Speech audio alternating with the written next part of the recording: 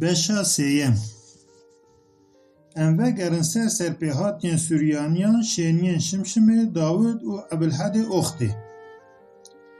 Beriya stêrka sibê beriya pez û dewar derkevin û herin çolê, beriya dayîk zarokên xweş xewa biharê xewa şîrîn rakin û wan bişînin ser kar û barên wan.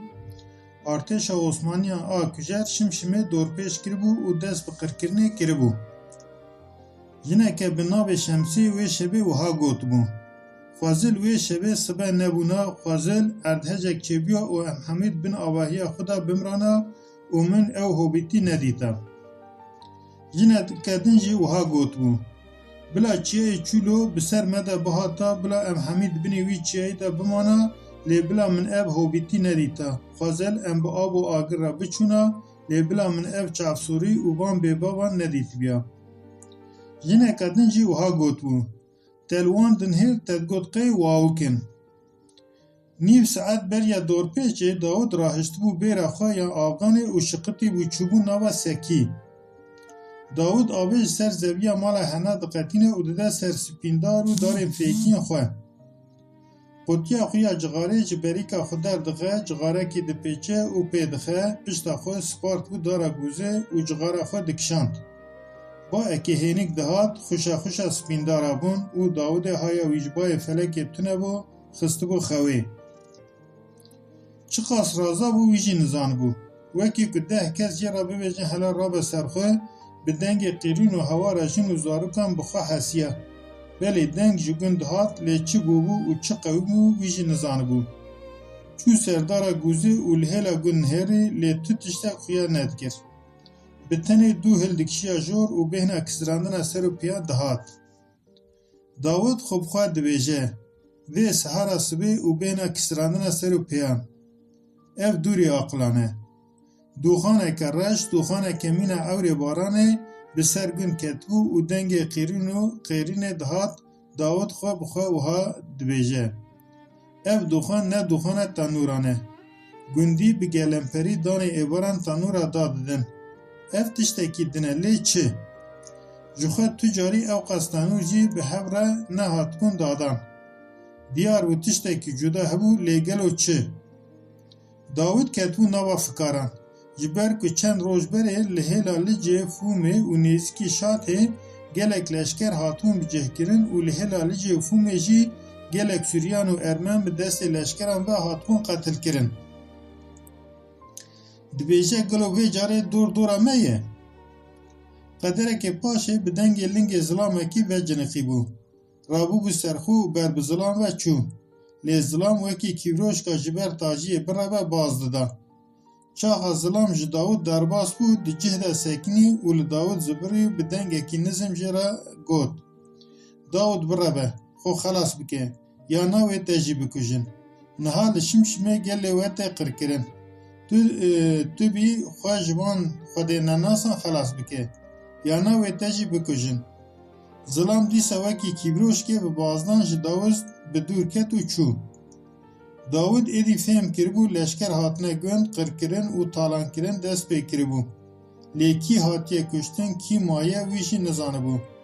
Di cihê xwe de rûnişt, serê xwe xist nava her dû destên xwe û kûr çû. Geh digot ez ê herim gund, geh jî digot lê ku min jî bikujin. Di navbera çûn û neçûnê de diçû dihat.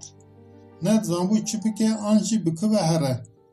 Dawud wê rojê ji ber ku nîvê şevê ji malê derketibû, xwarin nexwarbû û ji birçînan qurequra zikê wî bû. Ji bilî kereng û pincarê tiştekî ku bixware jî tune bû. Birçîbûnê ew ji halekî derxistbû û xistbû halekî din. Dawud digot gelo ez ê agahî ji kê bigirim. Dawud wê rojê hetanî êvarê xwe li newala Qayirto vedişêre. Gar û berxê malên Kurdan dihatin der û dora wê newalê. Dawud digot belkî ez kesî ji wan bibînim û agahiyekê ji wan bigirim, lê tu kes nedixuya. Wê rojê li newala Qayirto hetanî berê barê di nava dirêreşkan de xwe veşartibû. Dengê tibingan li newala Dehlê olan dida. Her ku deng dihat, Dawud digot wayê hîn jî mirovan dikujin. Di navê leşkeran hemû zilam kuştine û serkeftinên xwe pîroz dikirin. داود جی لبنده هنه کابون که جوان آگاهیه که بگره لی تو کسی که خویا ندکر. دوی سردمه ده لشمشمه سه مالین کدن مسلمان جی هبون. داود خواه بخواه دگوت گلو قیب وان ظالمان مسلمانان جی کشتنه که جوان جی کسی که خویا ناکه. لدر و دورا گون تب بازو دوار جی خویا ندکرن و داود هین جی لنوالا قایل طول بنده هنه کابون که جوان آگاهیه که بگره. لی سکنا داون به فیده بو.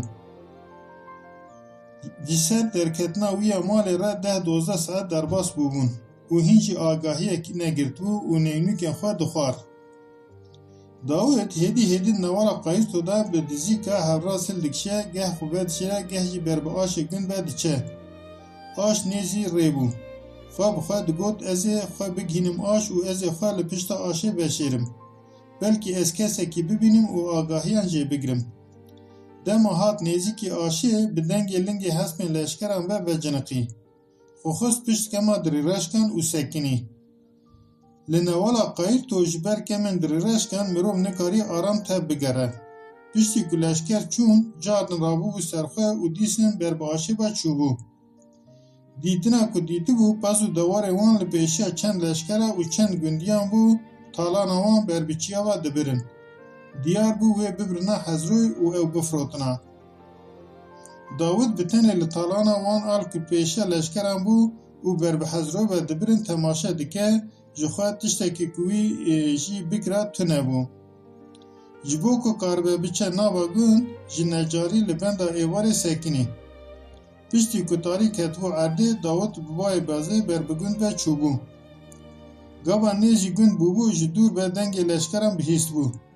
وسا دخویاک همو لشکر نچوبون. هنک جوان لگون مابون. داود ایرینی کاربو بچه ناوا گوند. داود اوی شوی حتی سر سبه لدر و دورا گوند چو و هات. لی کسک ندید که آگاهیه که جه بگره. بتنی دنگ کوچکان و بینا کزراندن سر و پیان دهات وی. لکیلکا گوند لحلا مال دیار خانیه یکی کرد هبون. داود چوبو بر و مال اوخا خستبو تالده تنوری و سکنی بو. قدره که پاشه به دنگ کختا خودی مال رابو بو سرخواه. داود خودی مال باش نازده کر. خودی مال که سکی که معقل بو. داود جبو آگاهیه که نه چوبو مالاوی. جبو که کاربه گزک خوارم بخواه چوبو بر دریه وی. خودی مال اگابا داود دیتو بو دجیه ده سکنی بو. لداود نهری بو و جرا وها گوت بو. داود باید توش دست وان خلاص بوی. قید تا خوب بشارت بو. و هین گلک پرسین به برسبش داود کربون. زلام جبروی بیاره قد خمگیشی ندخویا. هر حال ویجی هیبیا خوب مال و ملک سوریانی بمینه گرته بو. لی پیواجه اوسا نمشیا بو.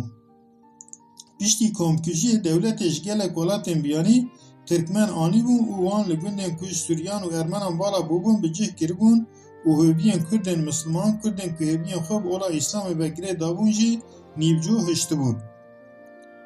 داود لبنده بو که ظلام و خوینه هندره ماله و هنکی خوارنه بده. پشتی بیسته که ظلام جه داود را گوتو ده کرم بکه در باسی هندر ببه ام هنکی خوارنه بخون. داود جه نچاری در باسی هندر بو. جبر که گزک خوارن بده بیوی نبو بو. هر دو به هبره در باسی هندر بوبون. ظلام نانک و تاسک ماست آنی بو لبروی دانی بو. داود نان خو خوار بو و خاطر ظلام خواسته بو چوبو. ظلام لدو وی بانگ دیکر بو. دو به هلا حال حلیبر نچی ها. دو بیجن هلا حال حلیجی گلک لشکر هنه. داود قد که هنه دابو پیشنیاری وی و چوبو. هنه که جگون دور کتبو او سواره کی لقای هب هاتبون. سوار جهلا لجه دهات او و بچیا حزروی. ظلام جه داود را گوتبو لشم شمه چه قومیه؟ بی به خراب تنگه من گلو راسته یا نا؟ داود راست دولت علی عثمان مالا ما خراکر بلکه خودشی مالا ما خراب که. دل روشا سوار دنهری ظلامه کی دولمن دخویا. چکاوی و رختوی هین نوی جدید بون. دیار بو که هین وان نه کری بون. لو ما او قصد برخین. داود ظلام پرسی بو. کیب تشکتی و بکوبه دیچی. ظلام.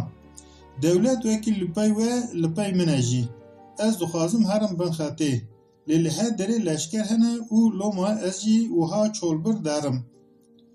Dawud dibêje, Kîrîv ez ji te re nikarim bibêjim tu têrî an birçî, ji ber ku tu bi rewşa me dizanî û dibînî ku em nikarin gezek xwarin jî bidin mêvanekî xwe û wî biparêzin.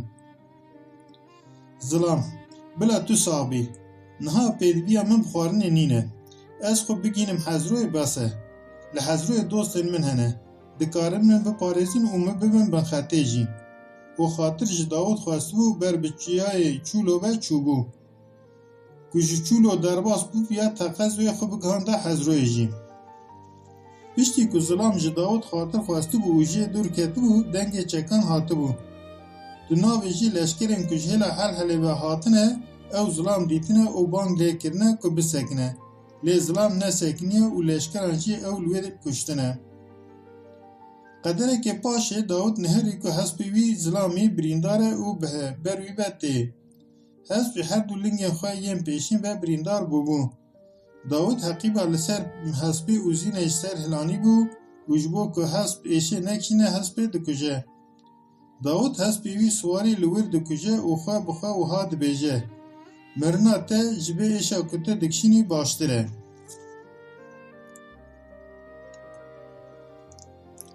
Dawud dîsên ji xwe ji dora gund nada alî, lê tu kesekî ku agahiyekê jê bigire jî nabîne. Ji xwe ew zilamê ku Dawud li mala wî xwarin xwaribû jî tu agahî nedabûye. Dawud vê carî jî berê xwe dabû qiyamê û çûbû bi hêla çiyayê çûlo ve. Ji çûlo gund hîn xweştir xuya dikir. Çûbû jor û li rewşa gund nihêrîbû. Ji dûxanê pê ve tiştekî nedixuya. Bi tenê jineke ku ji kaniyê av dikişand û du sê zarok jî li ser kaniyê dileyîstin. Wekî dinê tu kes xuya nedikir. Dawud we rojê hetanê êvarê li quntara çiyayê çûlê sekinî bû û êvarê çûbû nava gund. Dîtina ku dibîne agir pera xaniyên wan dane û hemû xaniyên wan şewitandine. Çiqa sewalên malê wekî mirîş, qaz, werdek û pisîk jî hene, ew hemû şewitî bûn. Bi tenê pisîkek û çend kûçik sax mabûn. Dawud xwe bi xwe wiha dibêje. Xwezil hûn jî nemana. Dawud li ser çokan rûdinê û wiha dibêje. Ya tu korî yan jî tu ne xwedayî. Ma berdêla îbadeta ku min ji te re kir ev bû. Dawud li hundirê xanî di binê dîwarê xirakirî de li çi digeriya nediyar bû. Kanê li çeka xwe an jî tiştekî xwarinê digeriya ew jî nediyar bû. Dawud dema ji hundirê xaniyê xwe yê xerabûyî derketibû, di nihêre çend siwar ber wî ve tên. Wisa diyar bû siwarên ku ber wî ve dihatin ji alayên Hemîdiyê bûn. Dawud ji bo ku nekeve destên wan ber bi hêla şat hêbe direve. Ji devê şivanekî Dawud çû ser zinarekî bilind û ji wan siwarên ku ber bi pê ve dihatin re wiha got. Pirêzeya we ne pirêzeya baweriya bi Xwedê ye. Ez bikutim vê baweriya we ya bêbinî. û xwe ji wî zinarê bilind avêt û dawî li jiyana xwe anî. Ji malbata Dawud tu kes xelas nebûbû. Ne dê û bavê wî, ne hevjîna wî û ne jî her du zarokên wî. Li Şimşima ku 450 mal bûn, niha bi tenê sê malên Kurdên Misliman û çend Suryanên ku Kurdan ew di malên xwe de veşart bûn mabûn. Di nava du sê rojan de ew gundê ku bi qasî navçeyek bû êdî vingî bala bû. Bi tenê dûxan jê hêldikişiya jor û hîna jî bêhna kizîrîna ser û piyan dihat. Çîroka Dawudê Suryanî jî heta vir bû. Ji devê hemoyê xwediyê dolmîşa Şimşimê, an got Mehmed Oren, hemoyê ku me jê re digot Cîgulî. Dapîra min Pîra Zelê yani Zelîxa Oren ji me re tim qala vê bûyerê dikir û wiha digot. Min bi çavên serê xwe dîtibû. Wê gavê ez hîn qîz bûm û li mala bavê xwe li gomanê tehta bûm. Çend keçên gundiyên me ji min re gotin Zelê hayde em herim Şimşimê. Dibêjin di navbera Şimşimê û Şadhê li ber gola Xilalê jin û zarokên filahan kuştine. Hayde em herin cil û libasên wan ji wan bikin û ji xwe re bînin. Dema em çûn ber gola Xilalê û min cendekî wan jin û zarokan dît, Xwedê jî dizane bê ez çiqas xemgîn bûbûm.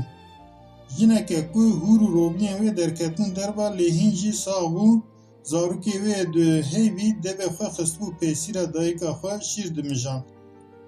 ویشنی من ناس کربو جمره گوزلی از دبختی تدامه تبی زاروکی جخورا ببی هند مهیه بلا لبه چوله به خودی نمره گناه نفهمه و هین معصومه وی ببه بده کسی که زاروکی نوان نین بن از دوی نابره ده خوری بوم و اشتر خوش هش خوش چوبوم دما از بخوا حسیم و هاتم سر هش خو دایکا وی زاروکی مربو لهنجی ده بی زاروکی پیسر دایکا وی ده بو من جی هوالن را گوت هایدن ام جبر هرن ما اف کاره کو ام دکن و ما وی زاروکی جی لور هشت و ام جور و گریان گند و گریان گمان تحتا همو باب من تم جدیا خورا دگوت ته چواوی زاروکی بگنه لور هشت و تهاتی پیرا من دگوت دما منوی هوبیتی بچابن سر خودیت ماهی دی زاروک دهات پیرا که هنجی او دیمن وکی ایرو لپیش چابن منه